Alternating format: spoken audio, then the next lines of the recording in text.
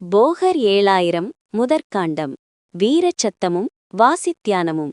போச்சென்று வெடுக்காதே மூலம் தன்னை. போகையிலும் இருக்கையிரும் மனத்தில் பூணு. சேச்சென்று வீரசத்தம் கேளாய் பக்கம். புறந்திருந்து லட்சியத்தை பூட்டி வாங்கு. மாச்சென்று வாசியை நீ தவறொட்டாதே. மனந்தன்னை மூலத்தில் மருதி சேர்க்கும். மேச்சென்று கடினம் போல் முன்னே காணும். விடுக்காதே மாச்சலாய் விரைந்துண்ணே.